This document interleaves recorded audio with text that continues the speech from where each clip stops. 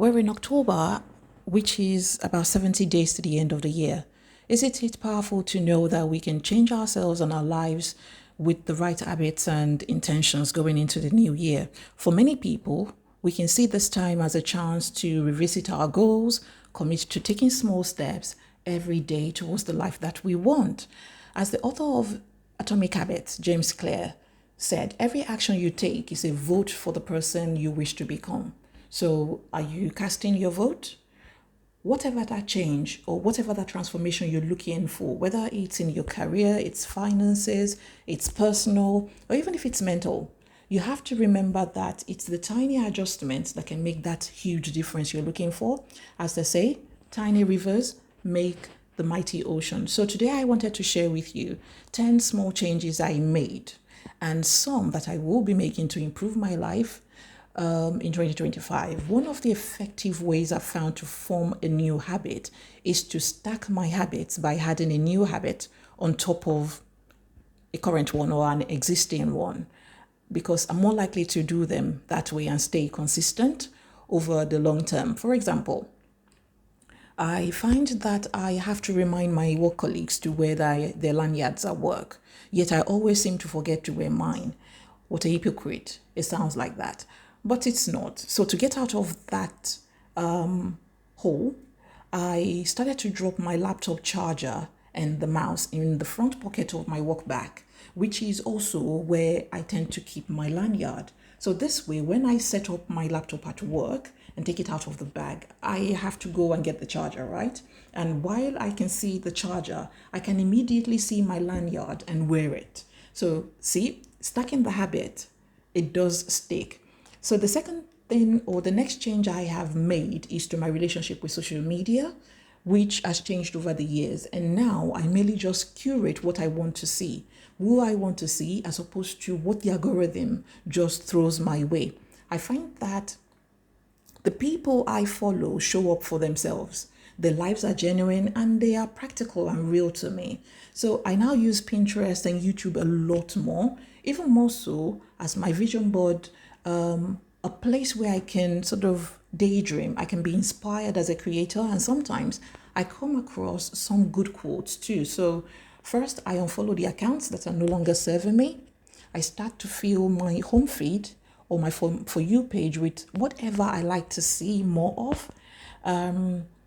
Is there a book that maybe you're looking to write? If there's a commitment that you've been wanting to make, a career change that you desperately need, what do you think is standing in your way? Because for me, I've decided all the time that I was reluctant to start my YouTube channel because of the doubts because of the lack of confidence sometimes, because of me thinking what people are going to say or think or judge me. But also, what if it doesn't work out? I don't want to show my face, but I want to be able to document my life, my thoughts. I want to know what I know. What if I make a fool out of myself? What if this is not who I am? What if this? What if that? I keep thinking. What then occurred to me is that I was stopping myself before I even started. Then one day I decided to bite the bullet. I thought, what's the worst that can happen? That is the thing. What is the worst that can happen? I'll probably just close down the channel. If it doesn't work out, we can always figure it out later as we go along, but don't let that be the reason to stop you from just going for it, right? Another change that I've long made, came when I learned that happiness and excitement over material things are so short-lived. You see those handbags, those clothes, the makeup, the hair, if they are consumed way too much, they become clutter. And besides, I live in a city that offers books as living rooms, books as bedrooms. You don't have that storage. And to get rid of anything, the local council, which is the borough, they charge you at least £25 to pick up 3 items. Why are we still buying and buying when we don't need it? So I very quickly realized that I don't like clutter. I can do with a few pair of jeans all year round, a few jumpers in winter, and few basic blouses in summer. All that said, because I took a good look at my life and realized that those things don't bring me lasting happiness, whereas experiences and memories, they tend to last a lifetime. I've got people around me, people who love me. I want to create memories with them. And especially in our culture of abundance, many of us already have everything that we need, including myself. So I have been redirecting our money towards valuable experiences with the people that I love instead of just spending frivolously. After all, life is a sum of all our experiences, not the sum of all the things we manage to gather. Another small habit that I have seen improve my life is drinking more water and exercising. Very often, I can complain of being tired and feeling groggy, but that's due to doing the house chores and life admins. I have to do a lot of running around after a 5-year-old, but the fact is that once I get my water intake up and I'm doing my jumping jacks that I'm supposed to do, I feel better throughout the day. So now I have set the intention of doing these jumping jacks daily at the start of my day, right before having my shower. I find that it helps to clear my head, it helps to clear my thoughts, and it helps to set the tone for my day.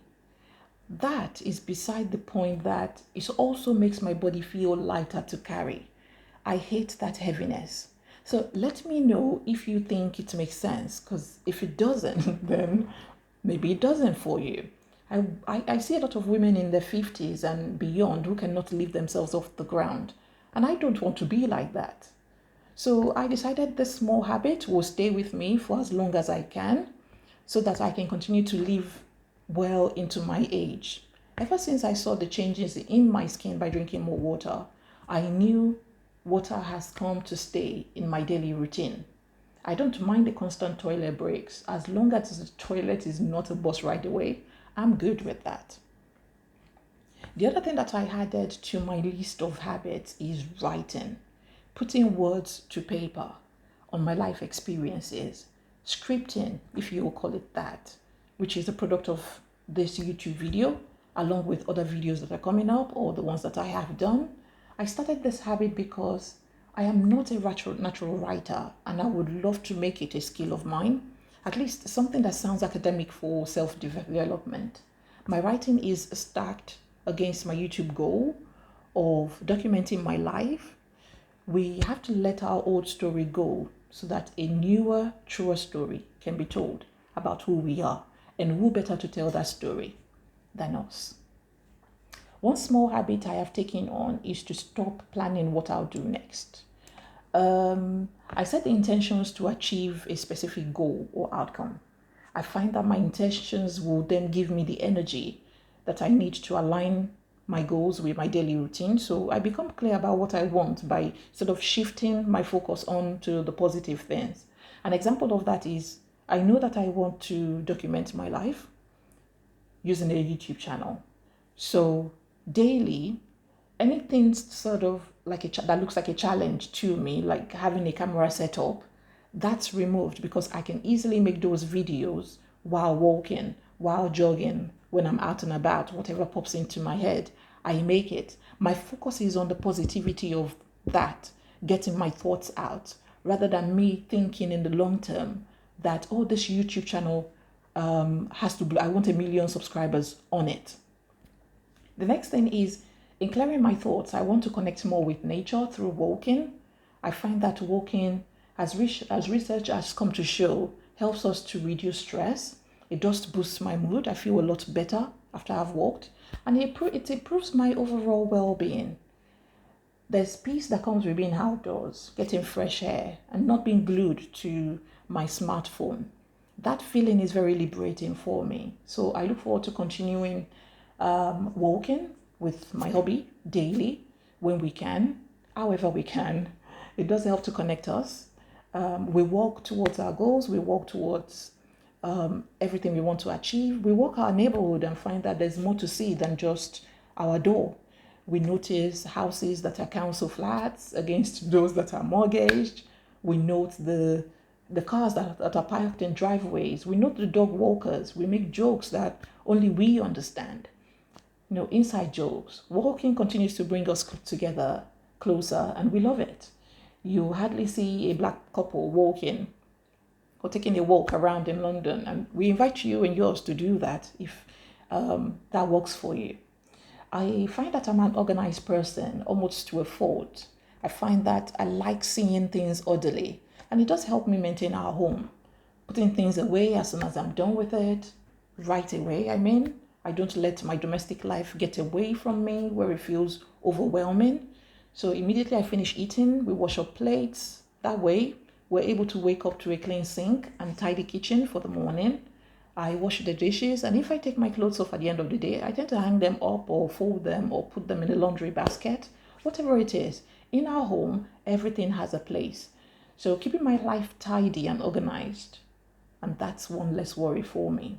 The only exception to this is making our bed, because I tend to leave it for a few minutes before tidying it up.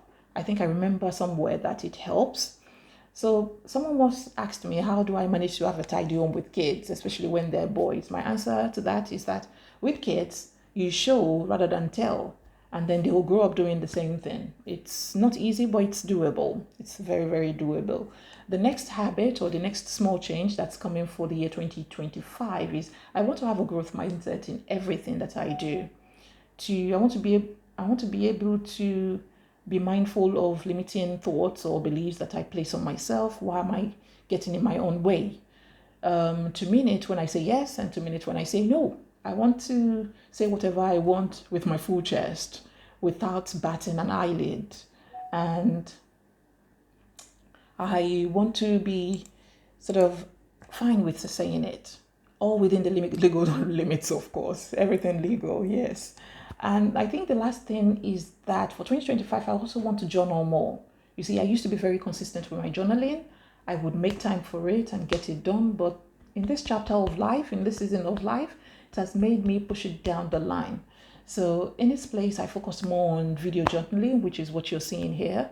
I'm thinking that it would feel the same, but it doesn't quite. So there's something amazing about putting pen to paper, and I cannot wait to get back to it. So I'm going to pair it with probably drinking my evening robust tea, since I get at least an hour to myself every night before bed.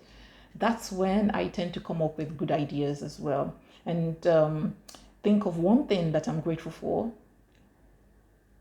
in order for me to stick to this. So while I'm journaling, I think of one thing I'm grateful for during the day, and then that forces me to journal. So that's that stacking of habits again. Yeah, I hope you enjoyed this video. Let me know in the comments what changes you're going to be making from now into the new year.